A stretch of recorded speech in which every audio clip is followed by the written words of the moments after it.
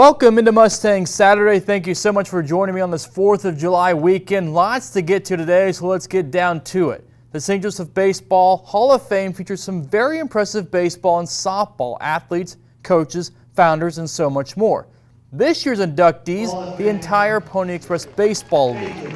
The league plays a vital role in building the next generation of ball players across a lot of ages, from T-ball to coach pitch, all the way to 13, 14, and under ball teams. So the Mustangs inducting the league into the Hall of Fame as a class of 2021.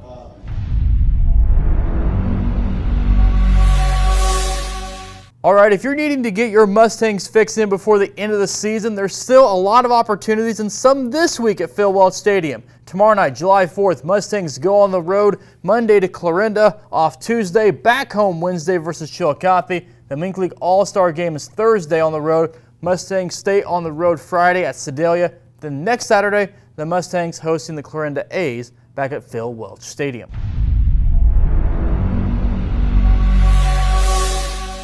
Mustangs Saturday rolls on. July 3rd edition of Mustangs Saturday. General Manager Kai Turner joining me once again. Kai, thanks for coming on. Last week, different costume. This week, yourself?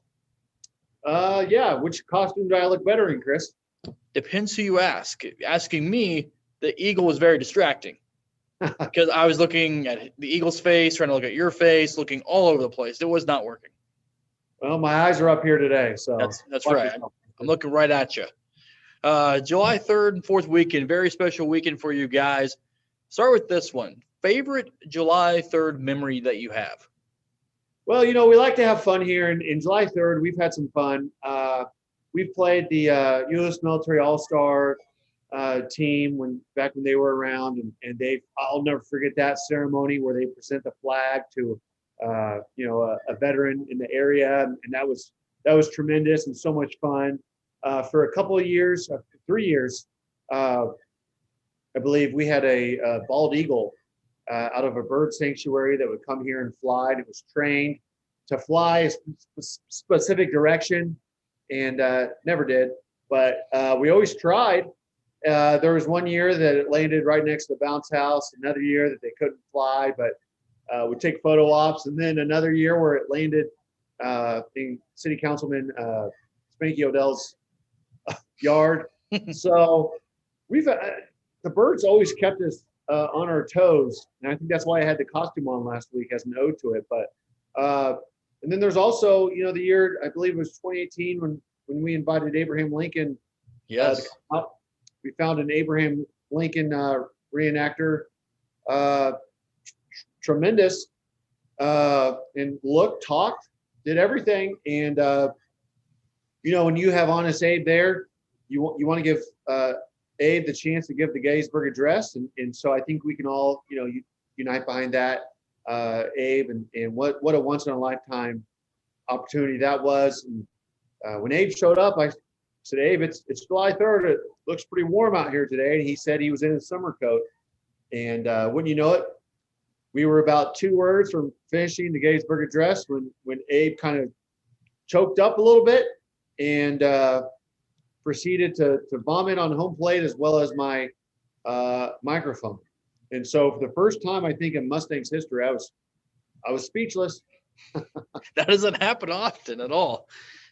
Yeah, and he just had a little bit of the heat got to him. So I guess the summer jacket didn't work out as well.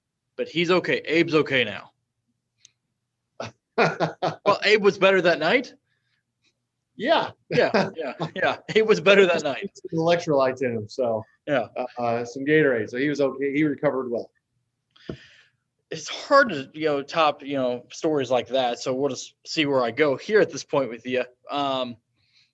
As you kind of have July 3rd, July 4th, just kind of, that's basically, depending on how the schedule falls, that's halfway point, maybe more than a halfway point every year. As you look ahead now to the last couple of weeks, especially the season has been going so well, just from front office to everything, promotions wise. Just what are you looking forward to most? Is this kind of year keeps on going and kind of has a few more weeks to go? This is where it heats up. I'll never forget the year, when it was July 4th, and we've got this long-standing game versus the Sedalia Bombers. And Sedalia is another great organization in the MINK League. And so we've been able to host them, fortunately, for July 4th for a number of years. And so there's been some classic back and forth games. One of my favorites, again, I go back to, it's so much fun here because of not only do we have an incredible fireworks show of our own, thanks to aerial effects, but the neighborhood community where you can get the full 360 effect of the fireworks. And we were down late, and I'll never forget, it was the bottom of the 8th, and Kyle Urich hit a home run, which Mustangs owner Dan Gerson promptly titled "The Poke in the Smoke," because you couldn't see the home run. You couldn't see. I mean, it was a home run, I think. There was just a fog everywhere, and there's a picture that's iconic that Nick Ingram took, and Kyle's just jogging the bases, and it's all the smoke behind him, and that's one memory of July 4th that won't fade away. As you look ahead after July 4th weekend, you have to get through July 4th weekend the rest of the way. You have the game tomorrow, July 4th, but then you also have a little bit of a reprieve maybe from all the busyness the last couple of weeks. Only a few games at Phil Walsh Stadium this week. Yeah, for us, the team's still hot and heavy because they're going to be on the road, and July's, busy action for our players. But we've just got Wednesday and Saturday this week, and so that's the other reminder is we're on the downward stretch. Once you hit July 4th, it's kind of downward, and so if you haven't had a chance to make it out, the chances are dwindling, and so we put all we can. This is where this is when it really matters, and so. St. Joe, we've had tremendous support here, and obviously we can use that support again now as the battle for the playoff race really heats up. And so we see a lot of North MINK League foes coming up here in July. And so this is big.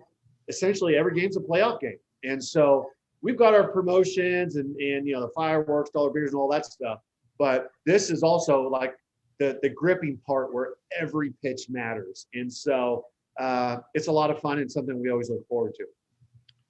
Kai Turner, any last words before we get you out of here this week? USA, USA, USA, USA. Well, still to come on Mustangs Saturday, baseball plays an important role in these players' lives. They played the game growing up, and for one Mustang, the game perhaps saved his life. It took a long time, actually. There was a lot of relapse in the story, you know what I mean? There were times where I could put together maybe 2 weeks without using, and then I'd relapse. And the Mustangs do a lot to honor the military, active duty, and veterans of the armed forces. And 2 veterans found a friendship at Mustangs games and an unknown bond from their time serving. Stay tuned, you're watching Mustangs Saturday right here on KQ2.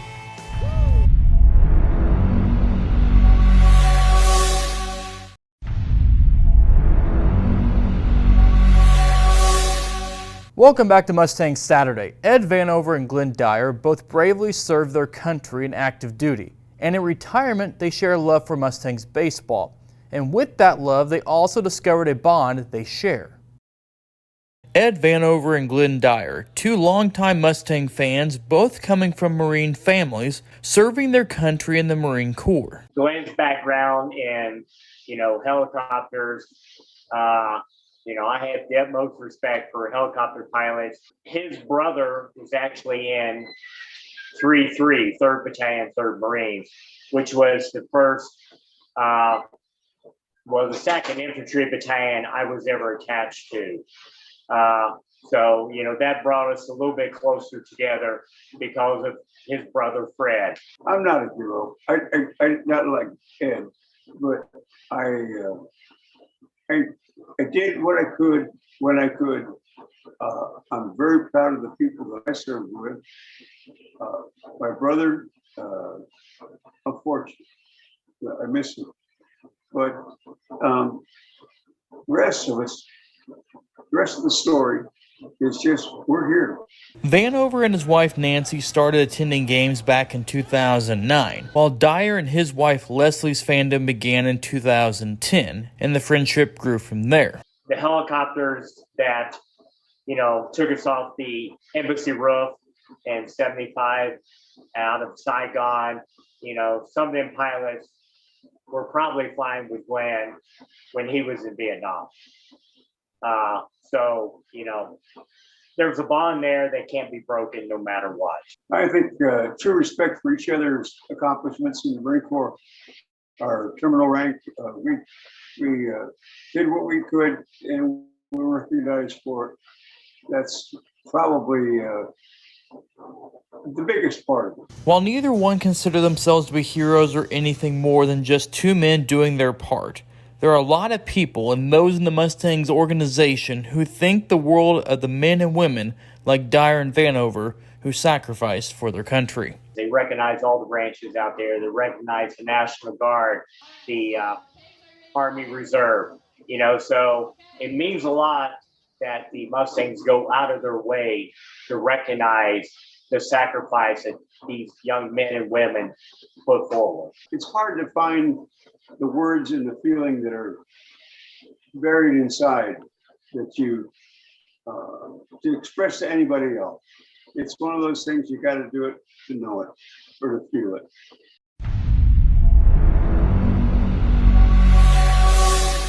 When we come back, we go out with a bang. Fireworks galore this weekend, and we take a look at how the Mustangs fireworks go together. Stay tuned to Mustangs Saturday.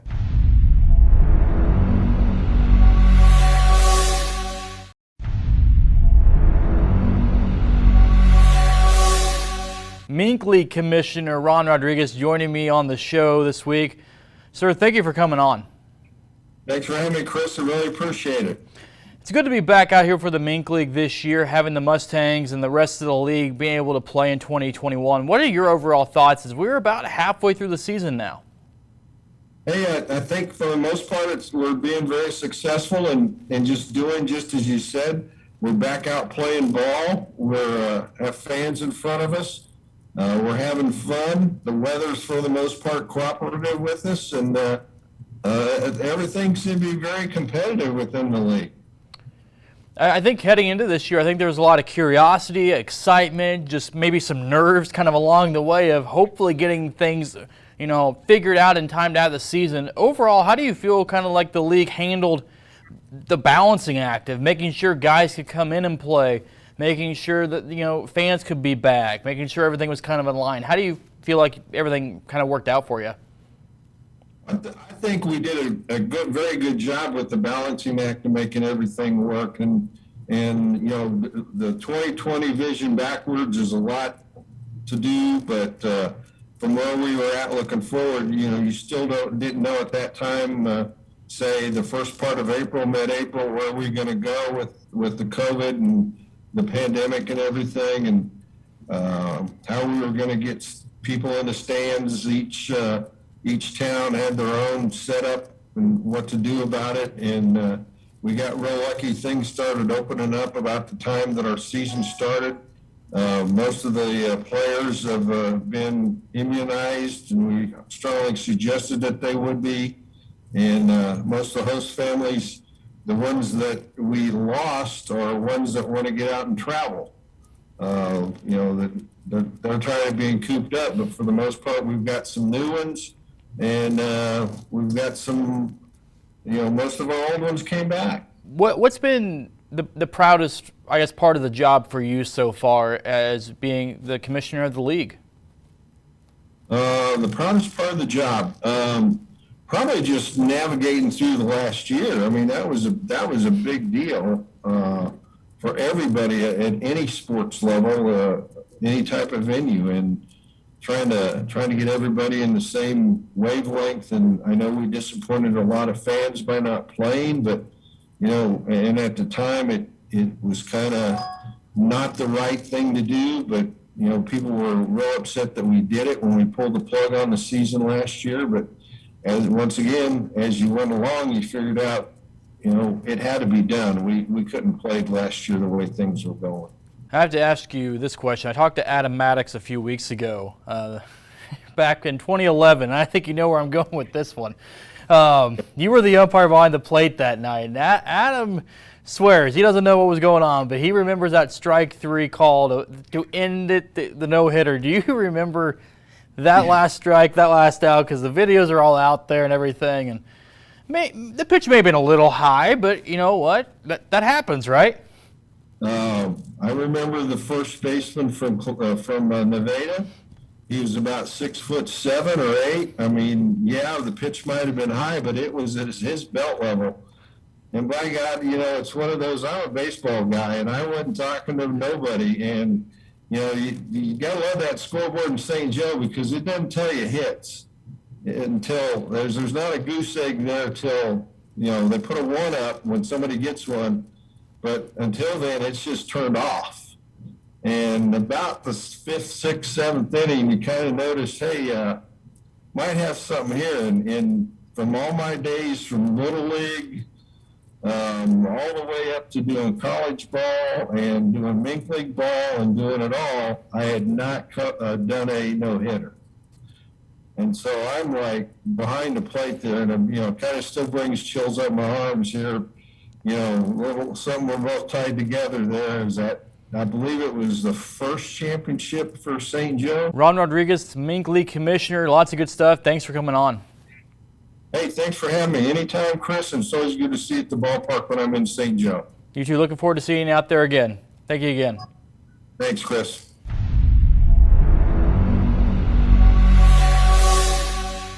And coming up next, Coleman Fenton wanted to be a St. Joseph Mustang for years, finally reaching that dream after overcoming so much. His story next on Mustangs Saturday.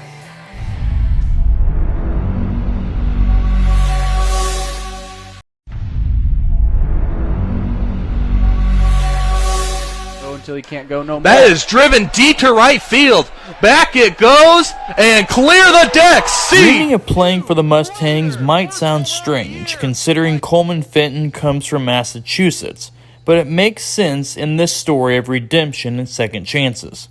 You know, thanks be to God, I'm where I wanted to be for the last 2 years. This is where I wanted to play summer ball. Growing up in the Northeast and Cape Cod, Fenton loved baseball, all he ever wanted to play. Watching the game on TV, I always knew I wanted to be like the people on TV. I wanted to play at the highest level that I possibly could, you know, for me personally. Thanks be to God, I believe that I'm doing that. But after high school, Fenton hit the lowest point of his life. When I first got to New York, it started out as I was just living, you know, kind of a party, rock star lifestyle, New York lifestyle. And it quickly turned into something more than that. Drugs and alcohol consumed him, taking away everything, including baseball, the sport he loved.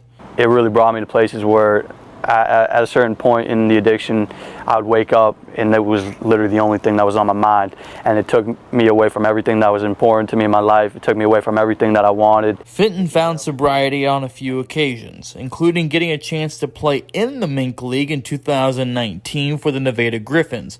We played here I remember June 8th, 2019. It was a Saturday night and there was about 3,700 people here that night, and when I came to the stadium and we came to the stadium, I was just blown away and impressed by the type of atmosphere and the type of organization this was. But things fell apart after the summer. That is until one day in January of 2020. I think a big moment for me was when a good friend of mine by the name of Christian Hegarty, my best friend, he told me, he looked at me, and I was about 150 pounds at this time, and he looked at me in the eyes. He was like, man, I hate seeing you like this. I don't think anyone's really going to be ready to stop using until they really go through enough pain to understand, like, enough is enough.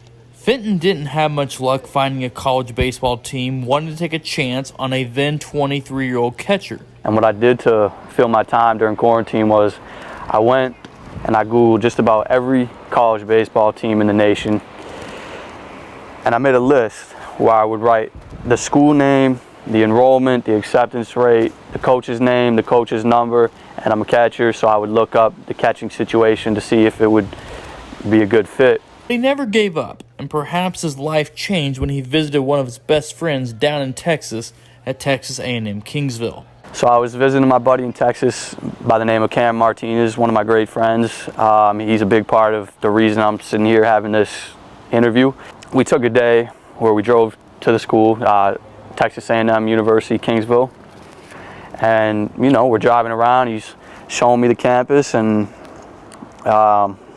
we come across the athletic area, and he goes, "Hey, this is the baseball coach's office." We slam on the brakes, and I said, "Hey, give me a minute, man. I need to go talk to these people." He found his opportunity at college ball, but that dream of playing at Phil Welch still looming. Fenton kept checking in with manager Johnny Coy, finally getting the message he'd been waiting for. He would be joining the St. Joseph Mustangs. The life that he's had so far has been pretty tough, and baseball saved him, and St. Joe is going to play a huge part in that, and he'll look back on his life when he's much older and say, St. Joe was a huge part of my, success. As he found second chances at baseball, he's found a second chance at life because he's been sober for more than 16 months. And baseball has been the game that saved my life. Everything I've learned about life has been learned through this game. There's not a lesson in life that I've learned that hasn't been not learned through baseball. This game has saved my life.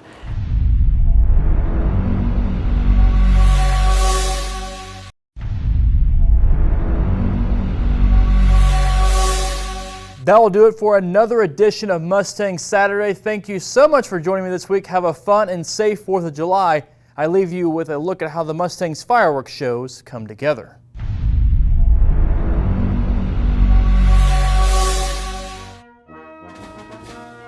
Safety's number one with us. I mean, I'm mostly worried about the crowd, where our stuff is going, where people are at when I'm shooting. That's our number one concern.